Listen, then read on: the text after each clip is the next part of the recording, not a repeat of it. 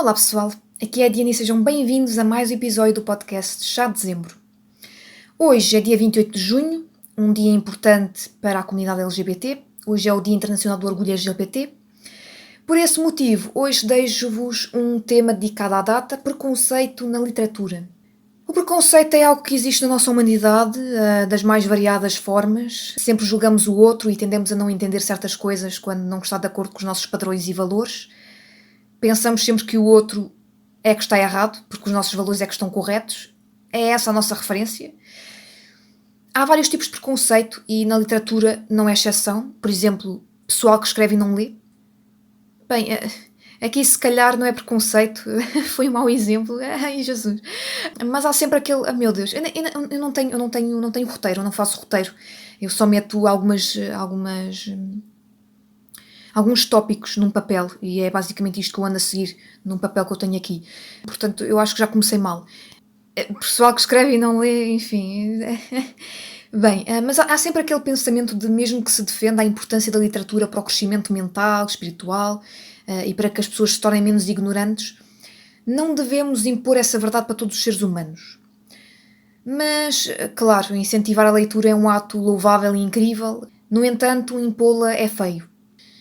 Ou se tem o gosto da leitura e se tem depois o gosto pela escrita, ou não leia nem escreva, ou melhor, não escreva para não dizer que não lê.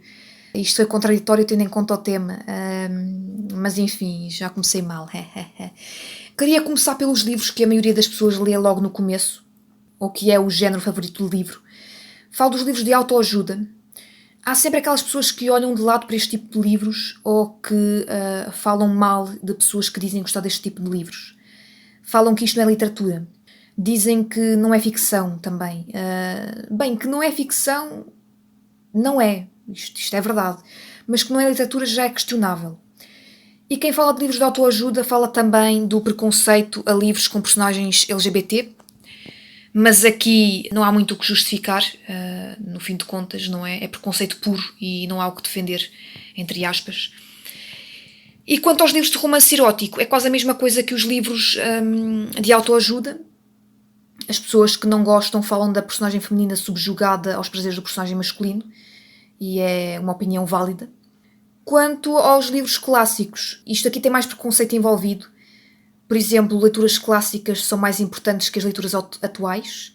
Pessoas que entendem a poesia de Fernando Pessoa ou as obras de Machado de Assis, por exemplo, revelam entender mais de literatura ou dizem gostar mais de ler e de entender com maior facilidade. Isto tem muito a ver com a imagem dos clássicos na escola, na educação. Temos que os entender com 14, 15 anos. São leituras chatas para quem recebe os livros logo assim, sem ter antes lido nada, não é? Ou até mesmo para quem já tem o gosto pela leitura. Os países selecionam as obras para serem lidas e estudadas, algo com fundamento, algo antigo, algo numa linguagem mais antiga, e todas essas obras são tidas como alta literatura e quaisquer outros géneros de livros são considerados baixa literatura. Falando de mim, eu sou uma leitora eclética, leio clássicos e até os chamados de baixa literatura. Mas, por exemplo, vemos nesta sociedade preconceituosa dizer que os livros de youtubers são a coisa mais baixa literatura que existe. Ou melhor, chegaram até a dizer que nem literatura eram.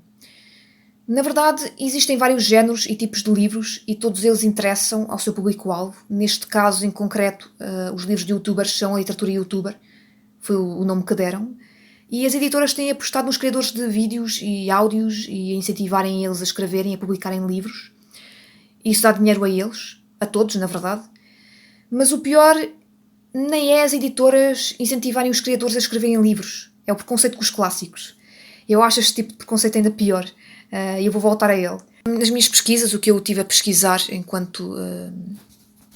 antes de fazer este áudio, eu tive a pesquisar. E no Brasil apareceu o Conselho Nacional de Educação a recomendar a suspensão das obras de Monteiro Lobato nas escolas. Eles justificaram dizendo que os livros apresentam expressões preconceituosas com as quais a baixa qualidade dos professores brasileiros não estaria preparada para lidar.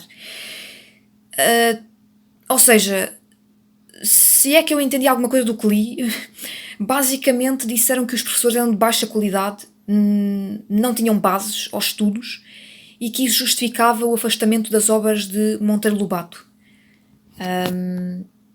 Concluindo, querem fazer transparecer uma educação antirracista, mesmo trazendo aqui a questão do preconceito na educação.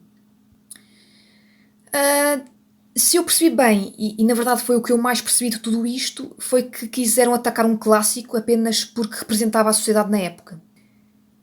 Enfim, e quem fala de Lobato, Monteiro Lobato também fala de obras de Jane Austen, fala de Shakespeare e tantos outros. Todos estes clássicos acabam a ir parar à fogueira porque dizem conter racismo e preconceito, porém, quem partilha o preconceito é quem diz que estas obras são preconceituosas. E já estou a ser cancelada por alguém, não sei quem, mas já estou a ser cancelada por alguém. Eu acho que os países devem apostar na literatura, devem aprender com ela, em vez de a colocarem na fogueira, e especificamente os clássicos, apenas porque eles descreviam a sociedade na época. Se descreviam a sociedade na época e estão chateados com isso, façam com que a sociedade hoje em dia evolua. Não soltem preconceito por aquilo que foi escrito. Se continuam a soltar esse preconceito, a sociedade vai continuar igual à que os autores clássicos escreviam. E o facto de quererem separar cultura da educação vai favorecer para que a sociedade não avance, não mude o pensamento. Os clássicos favorecem a imaginação, o processo cognitivo, e se vão bloqueá-los ou afastá-los do público, do leitor, isso não vai criar mudança nenhuma no ser humano. Sem contar que também vão afetar o acesso à informação, o acesso aos livros, o que também leva a outros temas, que não vou falar aqui porque isto é só sobre preconceito. Indo para um exemplo português, ainda não foi há muito tempo que os Maias dessa de Queiroz foi considerado racista. Uma investigadora cabo-verdiana disse que o livro tem várias passagens racistas que não retiram valor à obra literária, mas justificam a inclusão de um comentário pedagógico para que a questão racial não seja ignorada. E esta é a imagem que se deve mostrar. Os professores devem dizer que aquela sociedade da época era errada e que tem que haver mudanças, porque sim, os maias é visto como racista hoje em dia, há uma inferioridade dos africanos na obra, mas isso não deve levar a obra a não ser estudada. Tem que ser estudada para que a sociedade mude o seu pensamento.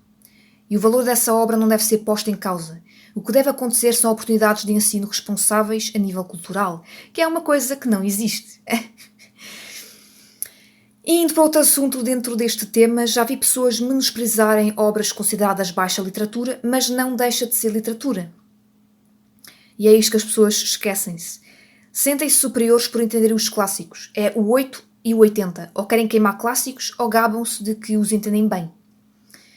Na minha opinião, qualquer tipo de leitura é válida e vai trazer bagagem cultural. Classificar a literatura vai abrir um buraco entre leitores. Não devemos desmerecer a leitura dos outros ou as leituras dos outros. E quem vier falar aqui que eu falo mal de quem lê romance erótico, deixem-me dizer que eu não falo mal de quem lê romance erótico. Eu falo mal de mulheres feministas que gostam desse tipo de livros em que o personagem masculino faz a personagem feminina ser subjugada. Isto é diferente do que ter preconceito com o romance erótico. Embora eu tenha, porque sempre que eu tenho que ler romance erótico, acredito sempre que é uma mulher a ser subjugada aos prazeres carnais de um personagem masculino, e algumas vezes nem é verdade. E é aí que está o meu preconceito, não está necessariamente ligado com os leitores. Por isso, quem quiser falar mal, está aqui a minha resposta já. Também quero deixar aqui uma resposta aos que se gabam porque entendem clássicos. Uma pessoa com pouca leitura, mais humilde, pode ser mais sábia do que uma pessoa que tem estudos. Por exemplo, estou a pensar na minha avó, neste momento. Ela sabe ler, mas lê pouco, mas eu acho ela mais sábia do que talvez 70% ou 80% das pessoas que eu conheço. E isso não deixa de ser... Enfim, o facto das pessoas não terem muitos estudos não faz elas serem mais ignorantes. São até bastante mais sábias do que outras pessoas. A literatura serve para abrir os nossos horizontes e sair da nossa zona de conforto. Se nos achamos melhores do que os outros, então não estamos a ler bem.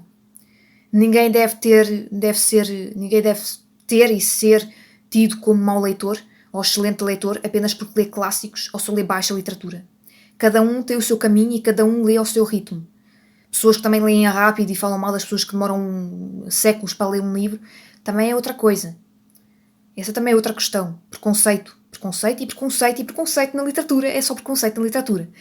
Devemos sim dar valor à literatura e ao seu leitor e não devemos trazer preconceito às pessoas que ou leem menos, ou leem mais, ou leem clássicos, ou não leem clássicos, ou leem pouco, ou leem muito, ou leem a um ritmo mais devagar, ou leem a um ritmo mais rápido. Enfim, é só preconceito em todo lado, até mesmo na literatura. E bem, termino por aqui este episódio, pessoal. Espero que tenham gostado. Em caso afirmativo, deixem um like e inscrevam-se ou subscrevam-se no canal. Caso ainda não tenham feito, porque caso tenham feito, peçam aos amigos para se inscreverem ou subscreverem no canal, caso sejam portugueses, não é? Em Portugal é subscrever, que é um nome horrível, eu detesto esse nome de subscrever, mas enfim. Sigam as nossas redes sociais, estamos no Facebook, Twitter e Instagram. Sigam-nos no Twitter também, porque o Twitter tem menos seguidores. Nós seguimos de volta também. E podem nos dar um coffee para continuarmos a trazer conteúdo de qualidade para vocês, porque sim, precisamos de um cafezinho. Eu não, porque eu bebo chá e não gosto de café, mas deem ao Filipe, porque o Filipe bebe muito café. E é isto, pessoal. Um ótimo dia para vocês. Um ótimo dia do orgulho LGBT para as pessoas que fazem parte da comunidade. Eu não faço, mas defendo. E é isto, pessoal. Eu desejo um bom dia a todos e um bom início do mês de julho, porque já está aí também. Portanto, é isto, pessoal. Tchau, tchau e até um próximo episódio.